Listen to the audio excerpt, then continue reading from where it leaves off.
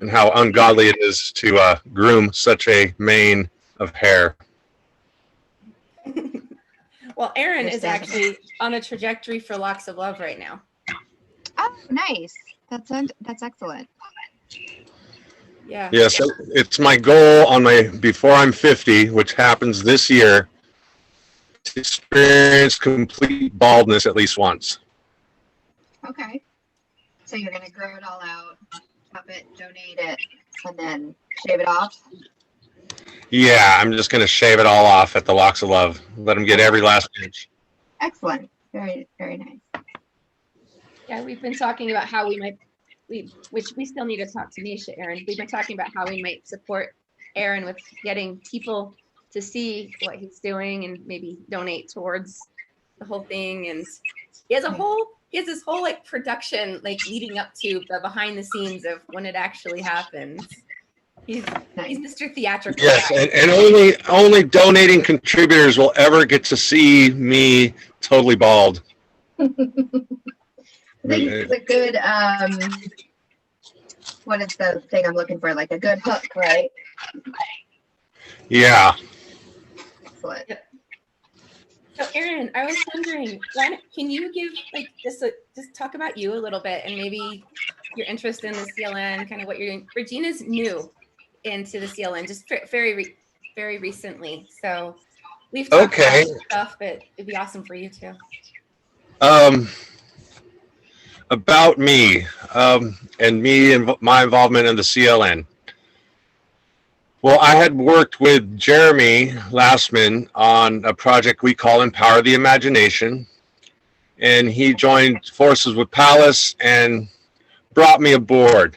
I'm kind of a jack of all trades, if you will.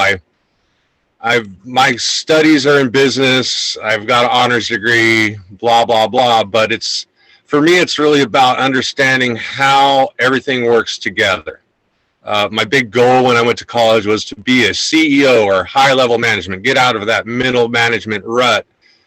And I realized that in order to conduct and orchestrate a larger business, you need to be aware of every little aspect of it, maybe not be a master of everyone, but understand how they all work together. You know, in a corporation, you got your business side, the accounting side, your human resources, your technical department, your production, your sales, your marketing, on and on and on and on.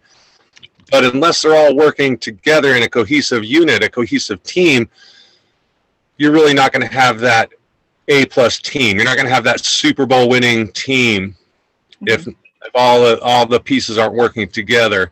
I sometimes relate that to being the oil in the machine. I'm not the gear, I'm not the cog, I'm not the piston, I'm not the tires, I'm not the fuel. I'm the oil that kind of helps things run smoothly, puts the lubrication where it needs to be. When I was younger, they said I was the mini Tony Robbins. I just kind of have a positive, go for it, empower yourself kind of attitude. Nothing's impossible. Nothing's too dangerous. Let's just jump in and do some stuff. One of my main things is emotional play. You know, you gotta have fun while you're at work. You gotta have fun while you're doing things. I call this the power of productive play. And that's just kind of me in a nutshell. Yeah, that's so great. It's really nice to hear you talk about business in that way too. So I have worked in business quite a bit in a corporate setting, and even what you say about the person who is the CEO or kind of leading that group of these different teams to work together has to have that knowledge. Doesn't always happen that way. And I think that it would very much be more productive and more like if there were more play involved and if there were more knowledge of what is happening in all of those spaces rather than this kind of detached viewpoint that we often see. Not always, but often. So I love what you're saying. Totally agree. Yeah, I mean, you got the departments or compartmentalized specialties. Mm-hmm. And they don't always need to communicate on every little thing. Right. but they need to have a game plan. You know, I use analogies a lot, so I'll talk about how that works in a kitchen. You know, everything in its place, everything has its place in the French culinary arts, or a basketball or a football team. Right. You know, the quarterback doesn't necessarily need to go to the blocker practice, but he needs to know what the blockers are doing, how well they do it, who's good at what, to call the plays. The coaches and everybody works together rather than, you know, you get one star quarterback and one star receiver and one star running back does not make a championship team, even if they're all top level players. If they're not playing on the same field at the same time, on the same page, in the same game, Right. there's no championship to be had. Yeah. No, same thing with you can have a fantastically knowledgeable coach, but if they don't know how to work with the players, then you're not going to get anywhere. So I love it. I love analogies. Bring it. Awesome. Yeah. Yeah, so Pallas kind of let me loose here in the CLN. And I kind of like to be all over the place at the same time because that's just me. I've kind of got a hyperactivity attention deficit, if you will. But at the same time, that's what gives me my creative juice, my creative spark, because I can see things outside of the box. I can see things in ways that a lot of people don't see. And to be honest, I just don't give a darn. If it's something that I'm passionate about, if I care about, if I love, we'll find hell or high water and we'll go right through it, right over it, and get to where we're going. Yeah, I like it. That's Aaron fantastic. also comes from a family, like his whole growing up is the whole holistic energy medicine, go into those super esoteric woo-woo places. And Aaron's invented some of his own ways of working in consciousness even. And like your dream, talk about your dreams, like the dreamscape. Is it dreamscape? What do you call it? Yeah. I call it the millionaire's dream information. So I've been compiling quite a bit of information. I have resources relating to all kinds of modalities, all kinds of things.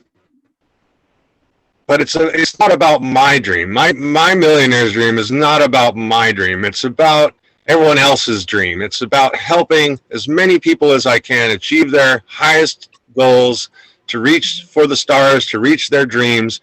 My philosophy is if I can help 100 people become millionaires and get 1%, I'll become a millionaire myself. And 1% is not that hard to share.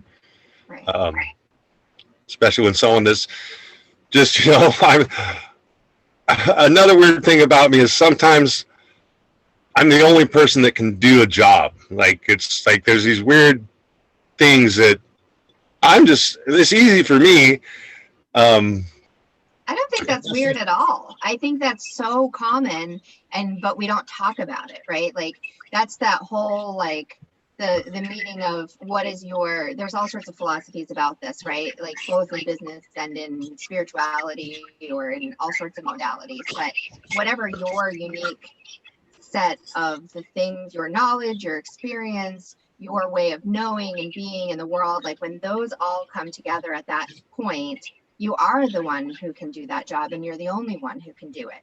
You're more tuned in, or at least from what I would say after having just met you, you're more tuned into that through your awareness of finding those situations until you find them more frequently. Whereas I think a lot of times other people are trained and may follow in that training to be like looking for the thing that they're good at, which isn't always necessarily the thing meant to do, right? Because you might be really good at something, but it's being good at that something plus being passionate about something plus being aware of finding those situations and being receptive to them. That's where that gold is, right? Like that's where that happens. Oh, absolutely. Absolutely. So tell me a little bit about you, Regyna. So, where do I start? I currently am in a place where I've started my own business, and I am using all of those areas, right? Like all of those things, the things that I'm good at, the things that I'm passionate about, the things that I have my unique ways of knowing and being and existing in the world, and combining those to help other people too. So that's my goal. It took me a while to get there, and I think I had to go through these different schools, I'll call them.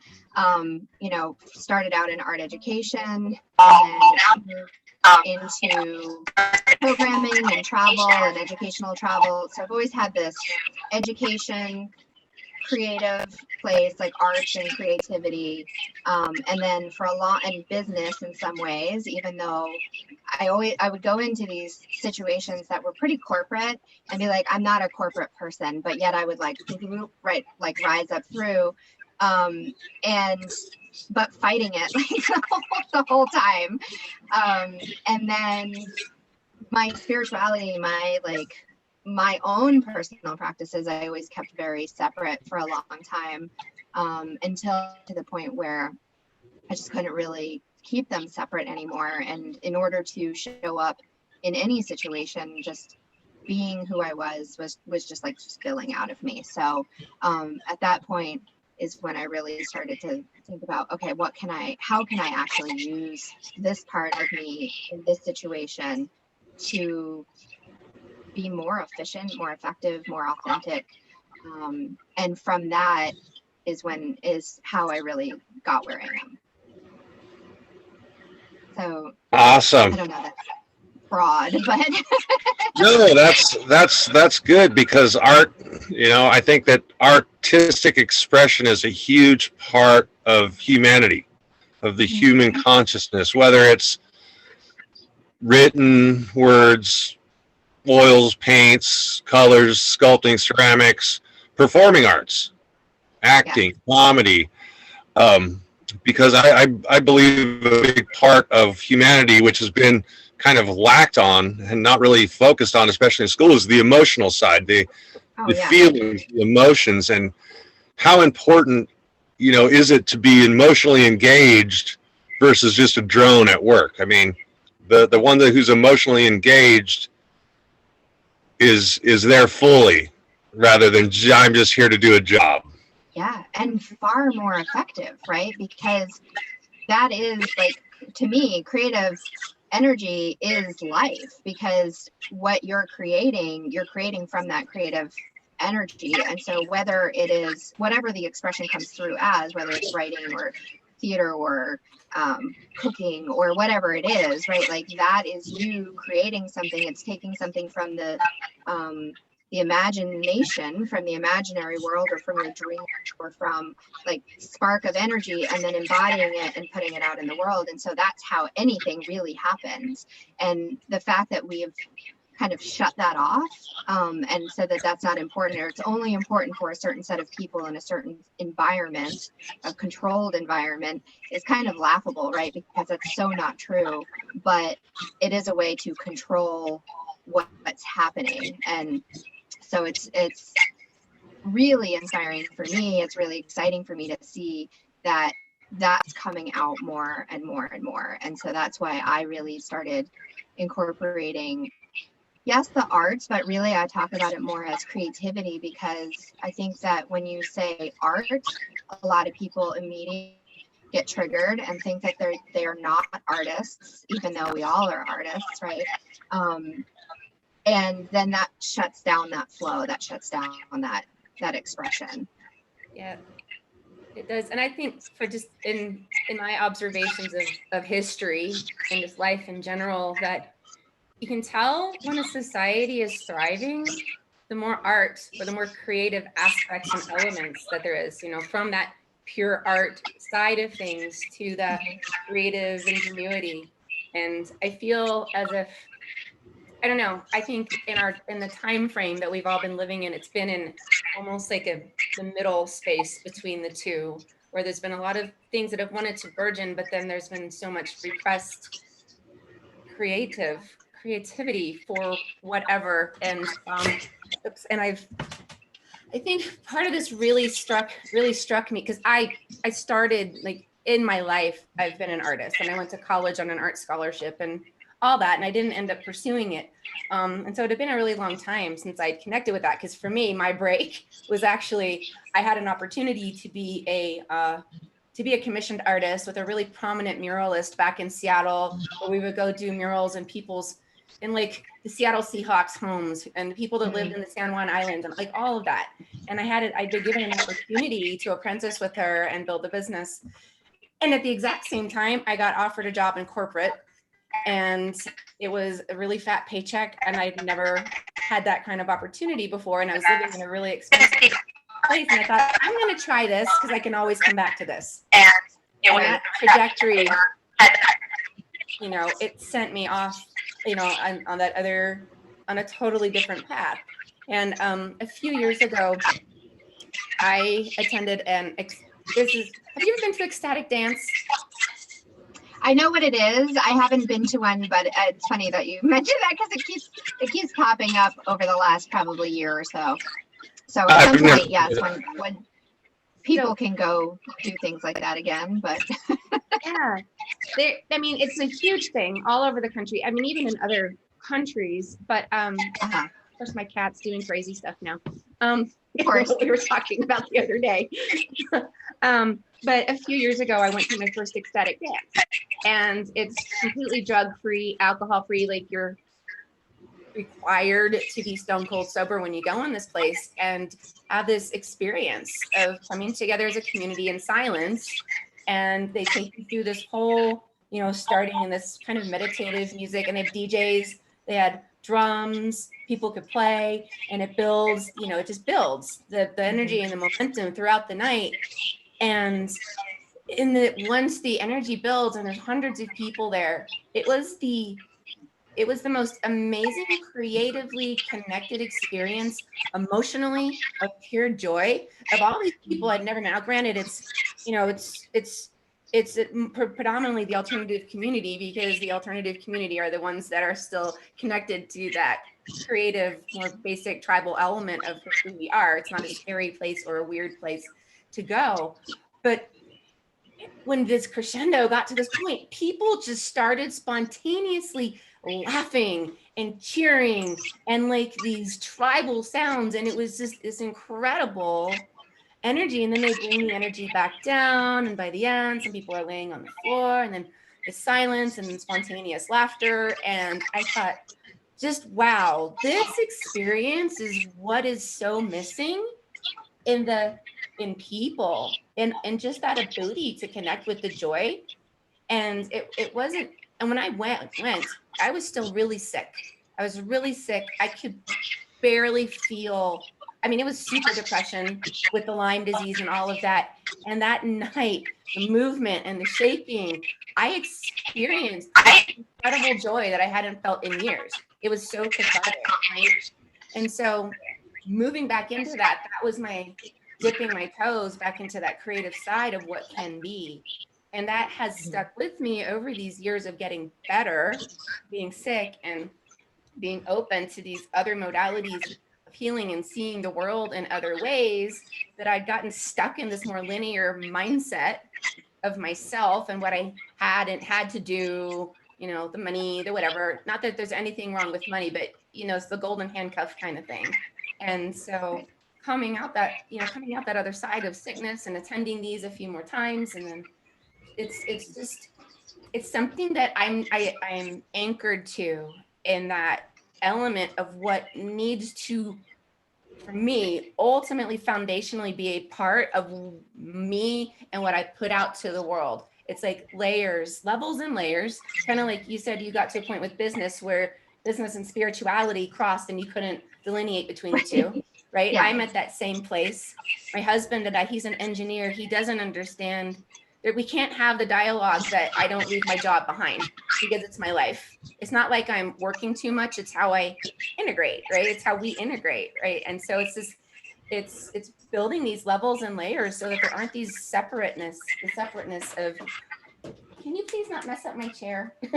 The separateness of the different aspects of life, and just bringing that happiness, and not for me, I've been in and created, the creative is really where I'm going. And I like to say I've been creatively constipated for so long because I like shoved it down and shoved it down, and weaving these things back in so that element of creativity, the artistic nature of however that shows up in me, is able to manifest again.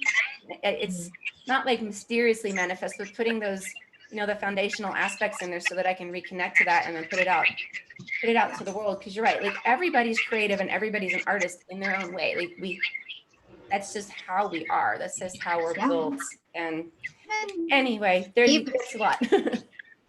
Even engineering though, right? Like, so my partner's very differently minded than I am. I'm this more like colorful, like I'm going to put it all over the place. It's like patterns. I love patterns, right? Like there's always this part of me that, I get into these conversations with people and they'll be talking about something. I'm like, oh, do you see that? Do you see how that connects to that, connects to that, connects to that?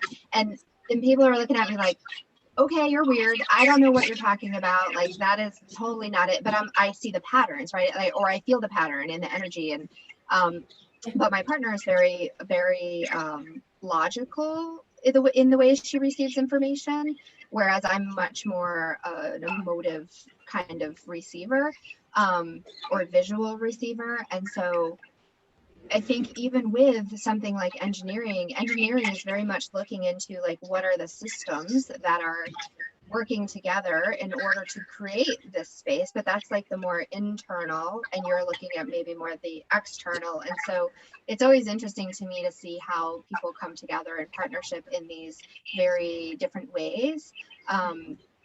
But there was something I was going to say about the layering of, I lost my train of thought. I don't know why I went on that one instead, but yeah, I think that layering is really important. And sometimes we're seeing multiple layers at the same time, and other times we're like kind of in that one layer for a while. And even being in that experience, I think, is important, because whatever it is you're doing there, you're there for a reason. You're picking something up, and I think that's really kind of like, we go in those flows, I know what it was. I found it interesting that you said creatively constipated, because an analogy that I use a lot, Aaron, here you go, is about like water. And when, creativity to me is a similar energy as water, which is a very emotional, has a lot of the attributes of emotion, right? Like they're very tied together.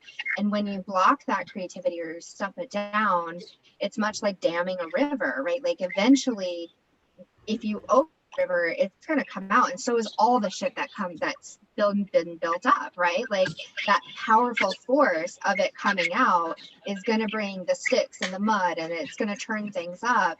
And that's the point where I think a lot of people get stuck, and they close it back in because they say, oh, I let this out and all this crap came out, right? All of this stuff that was ugly, and it triggered my emotions, and it, all of these things. But that part of the process can help, like once you clear that out, it's smooth sailing, I guess you could say. You can take that water analogy really far.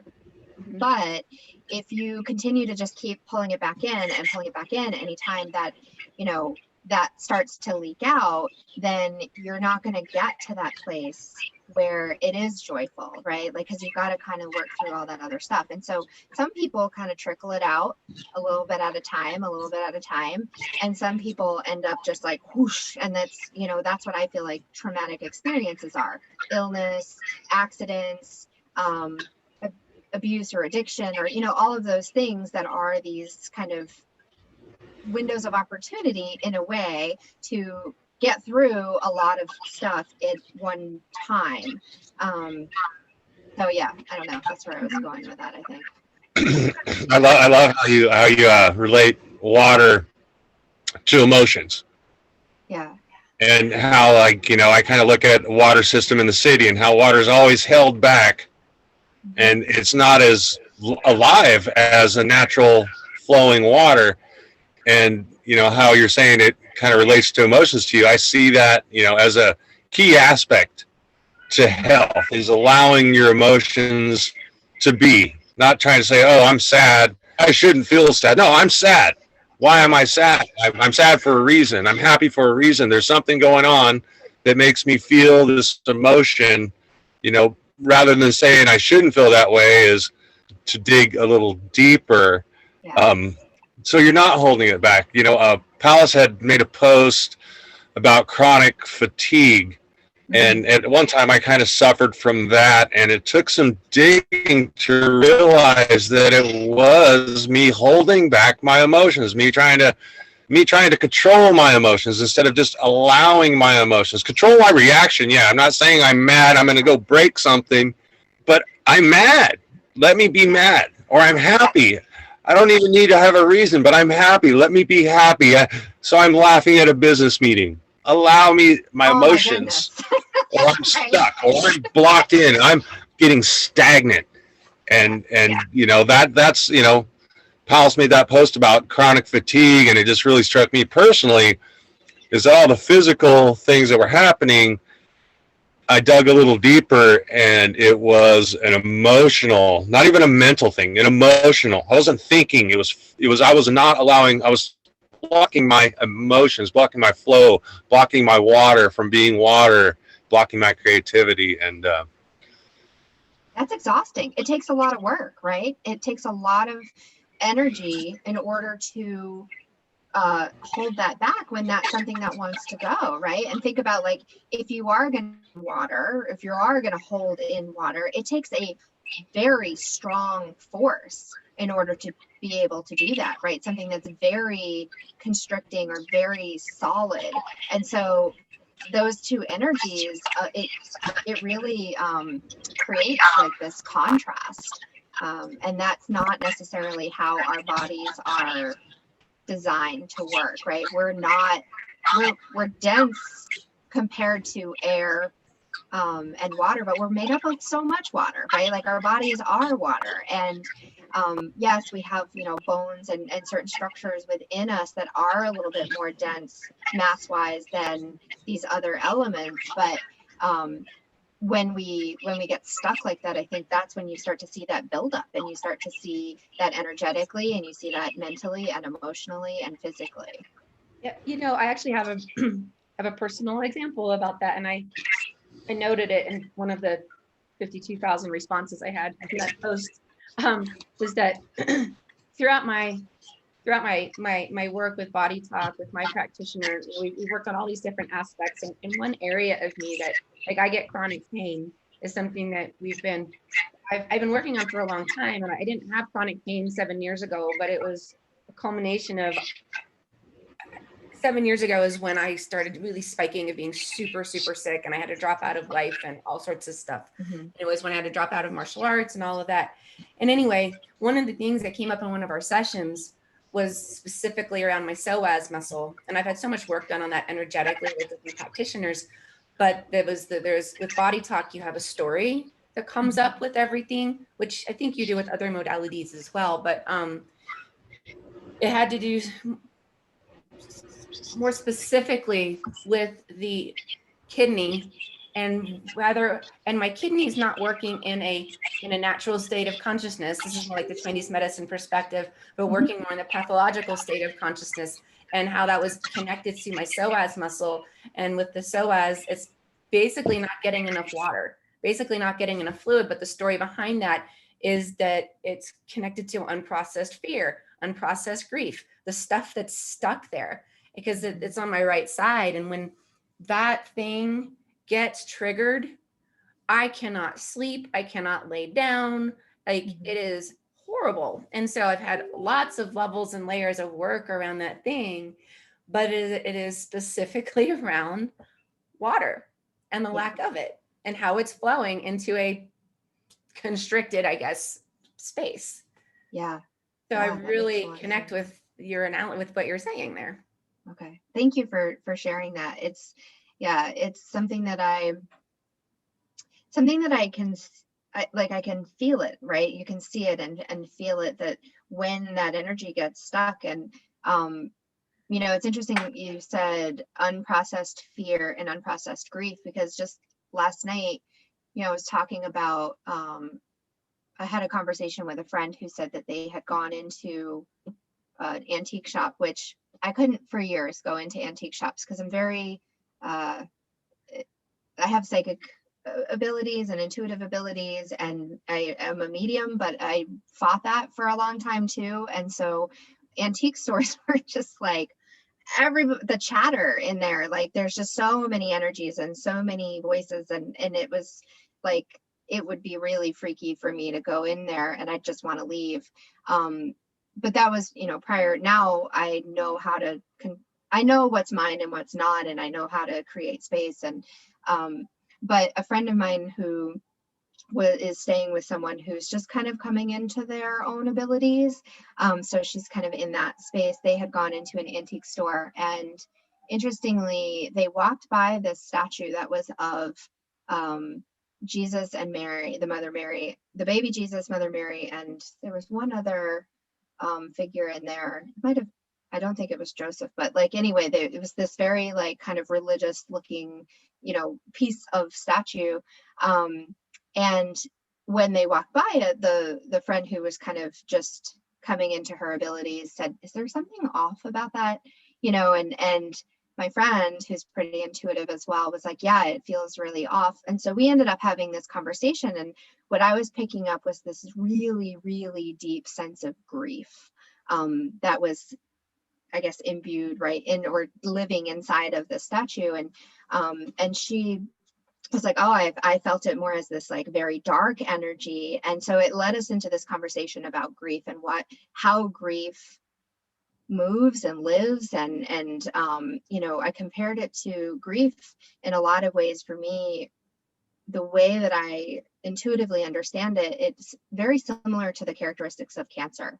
It's, it gets so dense and then starts consuming, and it doesn't have to, right? Like you can be present in that grief, and it, like you were saying, Aaron, allow that and learn from it and ask, what is this here for, and give it the time that it needs. But when it goes unchecked, I guess you could say, same with fear, right? Like all of these other types of emotions, it starts to become consuming. It can become consuming, and then it starts looking for things to attach to, right? Like this like growth.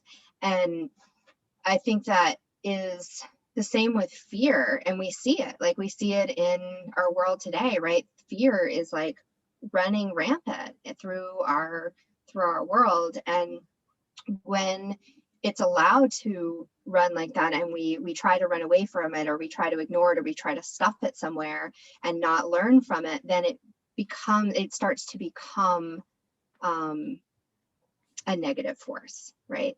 Does that make sense? Yeah, I mean, Yeah. It metastasizes. That's Yeah. the most incredible description of grief I think I've ever heard. It is just dialed in entirely. I think Aaron. That makes a lot of sense to me, because I've dealt with cancer and grief. I lost my younger son to childhood cancer. I'm sorry. And it's just very interesting how you put it in those terms, that grief becoming dense, becoming denser than lead, or denser than mercury, or denser than anything. And the mere fact of ignoring it, of just kind of letting it, I'll push it away. Oh, my back hurts. I'll just take a pain pill. I'll put a brace on and keep doing what I'm doing, rather than saying, oh, my back hurts. What is causing this feeling? Or, oh, my heart hurts, or my spirit hurts, or my emotions are feeling a certain way. And not allowing that to be something that you listen to. I'm hearing it. Body talk, even the name says it. Yeah, you talk to your body. You listen to your body. You listen to your emotions. You talk to your emotions. You don't put them in a closet. And it just kind of struck me, you don't stuff your skeletons in the closet. You want them out dancing, don't you? Yeah. You got to have a skeleton in the closet or a dancing skeleton. Come on. Absolutely. Yeah. I'd rather dance with a skeleton than have it creeping around in my closet, for sure. Yeah. Yeah, that's cool. But I was I'm glad you're here, Gina. But what are we doing in the CLN? This is what I'm so excited, so jazzed about here today. I was talking with Pallas. I'm always talking with Pallas about a bunch of different things, and I want to know how I can help you, Regyna, bring your business, your idea into the CLN.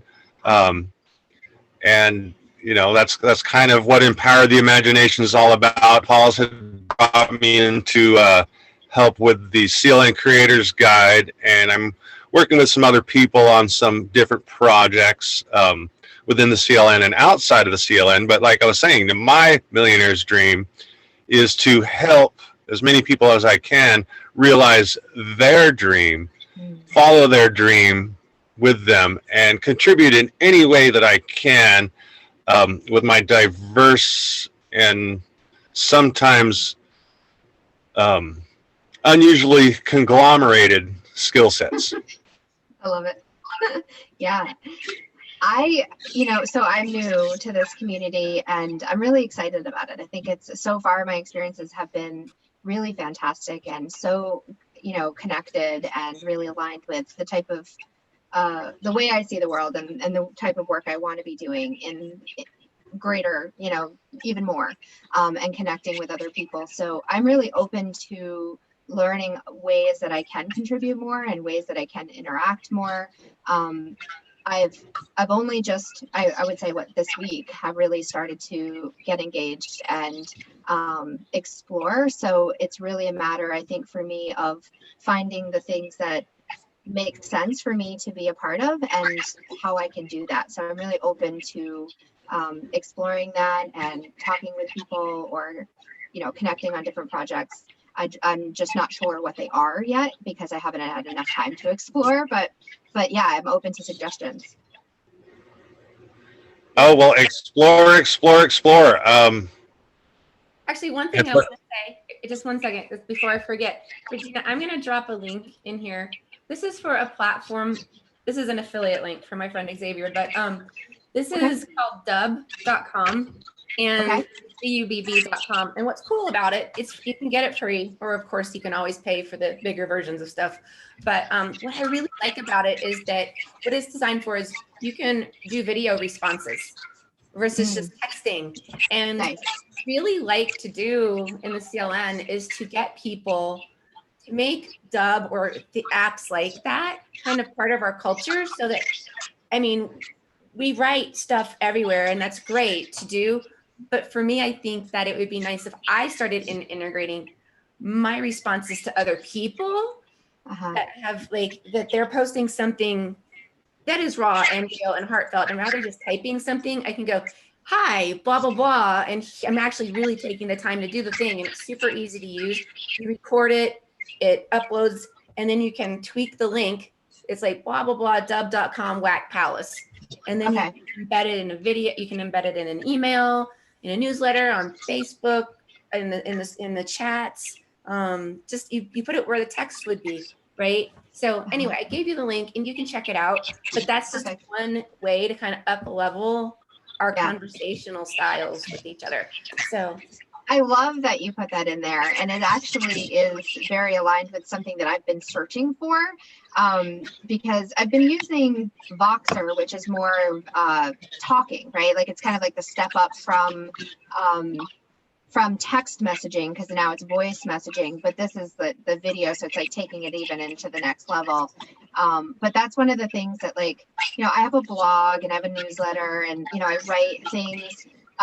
But I don't get the engagement that one I'm looking for, but also because I think I'm a much more I was kind of searching through doing some work for myself just on, what are my skills and my strengths, and conversation is the place where I feel like I shine, right? Like in having conversations. So this is how I actually came to you, Pallas, is I have this afternoon, I'm going to be on Hollis Citron's podcast. And so when I was introduced to her podcast, I went in and looked for ones to listen to see if it was something that I wanted to do. And yours stuck out to me. And that's the one that I listened to, that I was like, yes, I want to have this conversation with her, because it was such a rich conversation that you and she had. And then that is what led me to the CLN. So yeah, I love that. And I'm going to definitely check that out, because it's something I will figure out how to incorporate. Oh, terrific. You know, we are going to be building. So the CLN is an extension of a greater company that my business partner and I have. And one of the aspects, we have multiple aspects, but one of the aspects is we talked about this yesterday, is we have a podcast platform that we're getting ready to launch. And so that might be something that you would want to consider in the future, is having a channel on our podcast platform. And if you don't want a channel on the podcast platform, we are also going to have kind of our overarching one where we can have the conversations, and you can have your one-offs and things like that, but you could also consider having a dedicated one. Okay. Another thing that we're getting the players in the background to get it launched is we bought a Roku network streaming. Okay. So it's the Conscious Leadership Network, Roku network. Wow, that's exciting. Congratulations. Yeah. And so once we get that up and running, like, the Roku streaming is international. So it's not just here in the US, which is really cool. And so for people that are doing regular YouTubes, for the conversations, for like all different levels of production and things that we want to get out there, right? We have a Roku channel that we're doing. Like these are like the cool media sides of things. Very cool. For me, I'd say, like, just immediately inside the CLN, what we need most are people like Aaron, like writing and sharing and posting and interacting and talking about yourself and joining which you already have, joining the tribes. If you feel moved to, at some point have your own tribe or host courses, like you can do that, but just for the immediate, for people coming in, it's like you're getting to know other people and sharing, right? Absolutely. The CLN is starting to come alive. It's, it's just waking up. It's starting to like move the finger, and so the more interaction that we have, really, from people that like you, that care, that's the stuff that would be amazing. Aaron, what about you? I interrupted. I hijacked it. No, I'm loving it. I'm loving every second of this. Couple things. Two things about Dub. Why didn't you share my affiliate link? And I'm gonna start doing some dubs instead of writing, because sometimes I still got the carpal tunnel from overuse, and so sometimes it gets a little hunchy to talk with my fingertips. So I'm gonna try and do some more of those live dubs and respond, because I do think it's more natural, organic. When you're writing, you're like, oh no, a different word, and you're taking all this time to explain something when just speaking is our natural human condition. I mean, we had to train ourselves to write and read, where just instinctually we start talking, listening. Secondly, on the dream thing, because Millionaire's Dream is an offshoot, because I actually created Dream Space as a tribe in the CLN, which, I've been putting some things in there, but feel free to join in that. I mean, there's just a few of us in there. We're just talking about dreams. I have some resources like dream interpretation, dream health, and that kind of ties into the Millionaire's Dream of manifesting your dreams through that, if you will, intentional precognition. I'm intentionally putting a dream into my mind to dream about the future. So when I wake up, that dream becomes reality, which is more of a convoluted way of saying it. But basically, yeah, it taps into your subconscious mind. And that's what I believe is a big part of this. And also with the dub, because you can put so much into a word that's written. But if you can tell my cadence, my tone, these are all things involved in the word of voice. So I just kind of wanted to jump in on that on the dub. and definitely Regyna, I like to extend my services to everybody, empower the imagination. We manifest ideas to market. So I love ideas. I love conversation. I love talking about not just what the idea is, but what are we going to do to make this real? And then, that whole social interaction thing. Hey, yeah, if you come and say, hey, Aaron, let's meet. I want to talk about my idea. If I haven't heard from you in a couple of weeks, I'll be like, hey, Regyna, what happened to that idea? Are we moving forward, or do we stop? Do we run a roadblock? Let's kind of an inspirational accountability. I'm a real social person, so I'm totally unaccountable to myself, but I love to be accountable to other people. It makes me more accountable for the group consciousness, I guess. Yeah, no, that's great. I love it. And I do. I hope that you do stay in touch and check in on that. I have all these ideas brewing while we're chatting. So yeah, I can see a lot of different ways to start getting engaged on a deeper level. I'm kind of thinking about the creative aspect so actually I've been talking to Pallas, and it looks like she might be creating events in CLN also, which is cool. So bringing her vibe. And, nice. Aaron had the opportunity to meet her also, but I'm thinking, what would be a good way to create the creative side into the CLN, like a tribe that's around people that are doing creative things or art, or like, I don't like, how would we cultivate that side of things? We have a topic in the main area about like art, culture, something that's like this high level place to like talk about stuff. But what do you guys think would be good to curate that side of things? I've been trying to figure out how to put this into a form too, right? Like because it is something that I think is either often, like I said in the beginning, earlier in our conversation, that creativity is put underneath the lens, or put into the lens of art, right? Or it is sometimes I feel like this is done a lot with different terminology within the bigger scope of spirituality, right? Like creativity, mindfulness, like all these different words that lose their power because they're overused in this way that's very surface level, right? Like, mindfulness is a very powerful thing, but it's not just about like, I'm being mindful and I'm going to, like, I don't know, like you say the words out loud and like, I hear the difference and I know the difference, but then I also know what those deeper levels are. And so for some people, I don't think they necessarily do. So I wonder if just starting out with like really bringing in some conversations about creativity and maybe some experiences of using creativity in a way that are beyond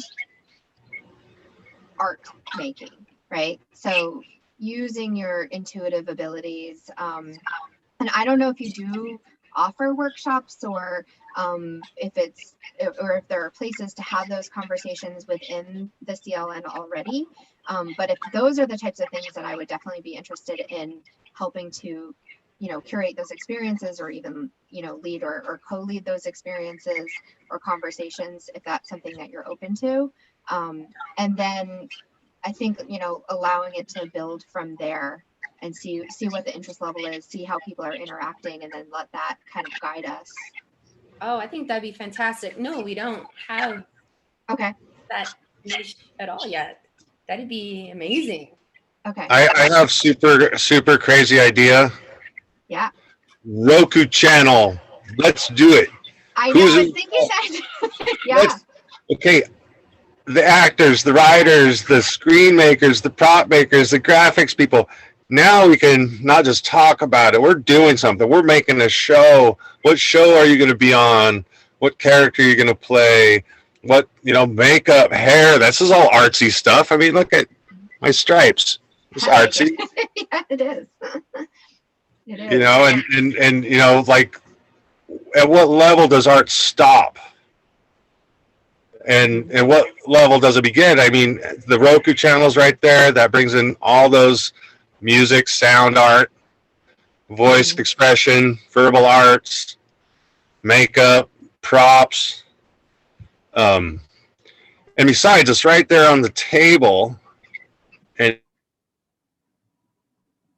We lost you. I, of course, am not a superstar. Maybe. But it's Or maybe. together. You know, I'm actually talking to a really good friend of mine who he's an artist. He's here locally in Colorado with me. And on one side of things, he has a whole brand that he's doing. One side of it's called Trinity, Truth and Unity. So he designed predominantly for the reggae Rasta communities. And but what he's done is with his art is he creates these amazing artwork and he presents it to the like the Marleys and the big bands, the big people who are leading, and cultivating this culture here, here in the States specifically, is where he's looking, because that's where he's living right now. He is from England. But then these guys use his it's like clothing, bags, things like that with his brand, and they co-brand with his work. And anyway, he's connected deeply with the reggae communities. He's putting on a festival here, probably in September, if the world doesn't keep throwing up the way that it is. And it's a free festival with probably around 6,000 people that he's helped me to ask me to help co-produce, because I actually come from a production background in that way from a company I had. But we're looking at how he can become integrated with the CLN more so, because our overall vision and what we all believe in, where we're, how all the stuff, it's in alignment with what he's doing in his communities in that way.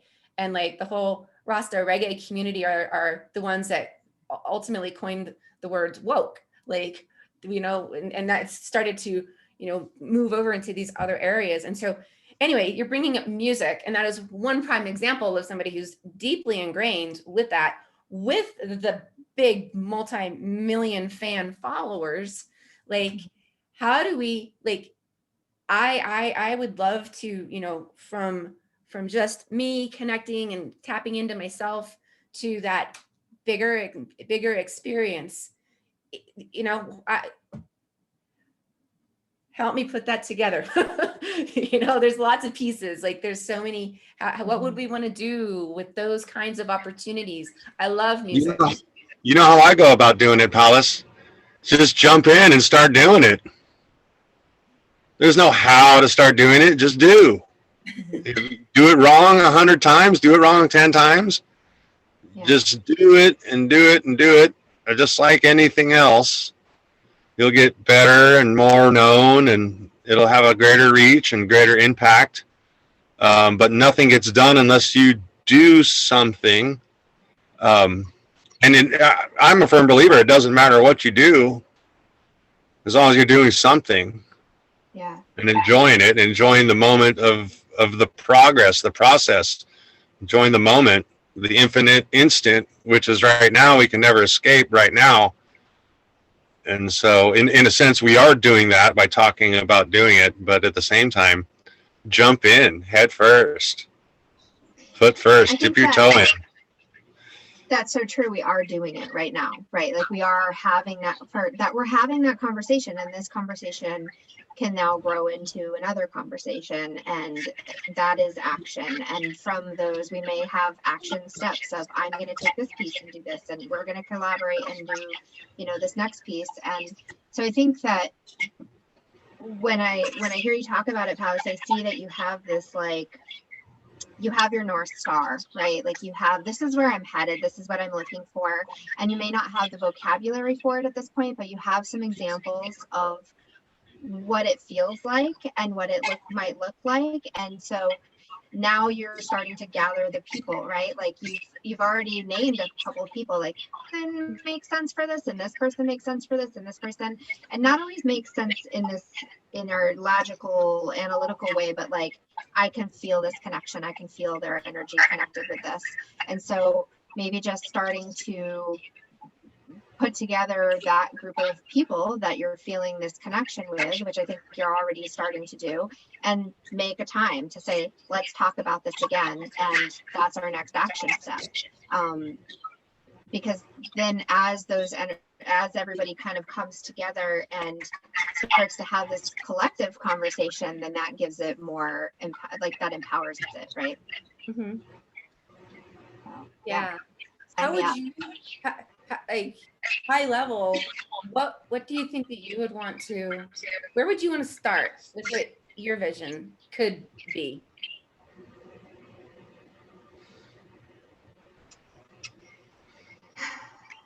What I have a couple of different ideas, and I think that they do tie together in some way. And I know that there's a more expansive way for them to happen, a more inclusive way, or inclusive of other people, right? But I can tell you some of the things that I personally have been doing that are coming to mind as we're talking about this that I think can be incorporated in this in a larger way. So I recently held this workshop about, I have a practice that's grown, my own personal practice. And when I talk about it in the way of, it's at the intersection of spirituality and creativity, right? Like this is the space that I think I hold my specialty of where these two things come together, and then how they can be used interactively, interchangeably, and woven together in order to create momentum and growth. And so for myself, I've used my own practices and the growth of my practices of, it kind of began at this point, or these different things came into play. And then through that, I started to unfold this way of existing. And so I recently started sharing some of the pieces that I'm creating through these practices, and other people have had a really positive and kind of magnetic response to it, right? Like I do these individual oracle art, so I would channel through artwork, and then as I channel through the artwork, I don't know if we've talked about this or not. Okay, so I create these artworks that are channeled. So sometimes from my guides, from the universe, from however you want to put it. And sometimes I do them for individuals. And so when I'm doing them specifically for an individual, it's like getting your own personalized oracle card, right?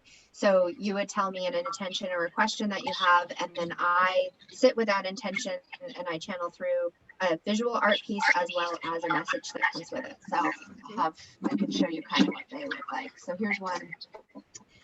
This one is not one I did for an individual, but it's one that I'm doing for an Oracle deck series that I'm making. And so the artwork comes through, and then as I'm creating it, I'm receiving all of these messages about what it means and what messages are coming through the creation of the artwork, and then I write out this message. So afterwards, and this is just my like scribbling of writing it out, but this one, for instance, the theme is hinterland, uncharted territory, and so then this whole message comes through with it. And I took that idea and that practice and how that came into form, and then shared it with others and walked them through a series of, here's how you can do intuitive artwork, right? Art making, and how you can take that into your own practice in a very small way and then build from that, right? So I think having somewhere for people to have that kind of experience, to both see and interact with what kind of information is coming in, but also to start doing it themselves, right? I think that's the piece that people are craving right now. They want to know how to take their own experiences and their own gifts and use the modalities of the things that they've learned through spiritual practices and academic training and life experiences, and then create something that is uniquely theirs that works for them in a way that they can then continue to explore, but in a supported manner. So that's big picture what I want to do. What the logistics of how that happens are I think still unfolding, right? Like, and so that's what I could see. We could create that. I don't know how we would create that, whether it would be through a tribe, if it would be through the Roku channel, if it would be through opening up conversations and just talking about it, but in a public way where people can come and experience, us chatting about it, and then having them interact through questions or, in ways like that. Yeah. Ooh, I love that so much. I like that. Good. Where do I sign up, Regyna? Well, let's figure it out. Let's talk about it and make it happen. I think that this would definitely be a conversation to bleed over to with Nisha on the agency side of what we do, on our business consulting, on like the structure and strategy and vision. Okay. She's phenomenal at hearing and then going, what about, here we go with this thing. And this is like a pathway to start here and build the vision over the next year to do the thing that you're trying to do. So like Aaron's been having sessions with Nisha. So I don't know exactly what you guys have been talking about, but that's the side, the other side of our business. It's marketing, it's websites, it's funnels, it's business strategy, it's all the stuff. We're working on summits. Aaron brought a really cool summit idea to me yesterday. We're doing the summit. Yeah, I mean, that's a perfect The place to 1984. We're in the planning and preparation. It's happening. Sorry, like that was your voice was kind of blocked out by the internet. Oh, it is happening. It is not. It is in the planning and projection phase. And also, Regyna, I just, when you're talking about what you're doing with the the art guidance thing, and the art, I mean, I could see that being a tribe or a course. Either way, and I kind of always look at it as one feeds the other. Like I could see the Roku channel feeding into the tribe, and the tribe feeding into a paid course, to where it's all kind of like a funnel. Yeah, all kind of exactly. And I think that a summit, for instance, is a great way to kind of start dripping that content out, right? Like having either a discussion or a mini workshop, within that summit that is guiding people through this experience. That's a great way to get people tuned into it. And then from that, it may turn into like you said, like funnel down through into a paid experience eventually, but it's also going to have conversations around it. And perhaps it could be, like some kind of sharing space at some point, whether it's a virtual gallery or a, some kind of board, like a virtual board where people can share and chat about it. So I think there's tons of potential, and just finding the right access point is gonna be the first thing, and then we can figure out like how does it grow from there. Gosh, I'm so excited. I don't even know what we're gonna build yet, but I'm so excited by the concepts and the energy beneath it, and like what the just the connection, bringing together the disparate pieces of a human being, trying to bring it together and put it out to the world. Because as healers, that's what we're doing with the people that we work with. And I think you said the other day, like we don't get into our healing modalities unless we've had to go through the healing process to do that in the first place. And so it's a lifelong process of bringing our pieces back together. Yeah. And then we're holding space and helping other people bring those pieces back together. And then this is another level and layer to bringing those pieces back together in the physical plane, to see that's beauty, that's expression, might not be beauty depending on what they need to express.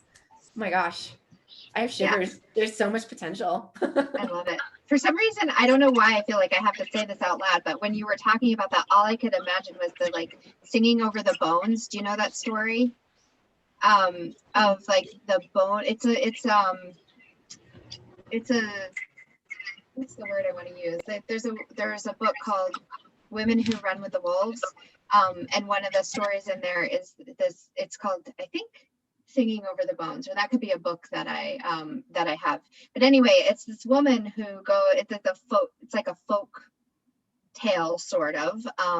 But I think it may take place actually in like New Mexico areas where it might come from. But basically there's this healer woman who goes out into the desert and she gathers the bones of multiple different animals that have been, their bones are out in the desert, and she finds them and she brings them back into her cave, into her sacred space, and she puts them together, and they're not necessarily all of the same creature, so to speak, or the same species, but when she gets enough of the pieces to put together, that creates a full skeleton, and she like sings over them and she creates this magic and it comes to life and it goes back out into the world. And so there's this kind of this tale of how we take those broken pieces, right, and we put them together and we create something new and we put it back in the world. And so like when you were talking about that, I was just having this vision of that, right, and then using the arts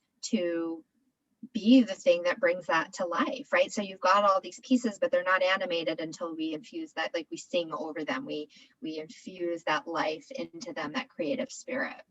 Yes. Oh my gosh, that is so powerful. That is so. I love it. Oh, I love it. And it's 11:11 here, by the way. See? Even more perfect angel number, right? Signs from the universe. I love it. Right. Wow. So I actually have a meeting in 4 minutes, but this has been so inspiring, and I'm so excited to continue chatting and figure out what comes next. So Pallas, what are the next steps to continue the conversation? I would say, honestly, let's get a meeting scheduled with Nisha and myself about that vision, or about where we're at. Okay, perfect. Like where things where to go next. And then kind of what we're doing is we use on the business side of things, we use Office 365 and Microsoft Teams as kind of our company intranet. Yep. And so I think the easiest thing would be to bring you onto Microsoft Teams, because then it'll be like the internal planning. Like this is Aaron's coming in over there, and that way we can have these dialogues, we can do the planning, we can put the CLN's not designed for that. No, that's perfect. I'm very familiar with Teams. So yeah, if you want to invite me into that space, and then we can figure out a time to set up a time to talk, but also have that kind of ongoing dialogue. That sounds perfect. Yeah, awesome. That'd be great. So just private message me your email. Okay.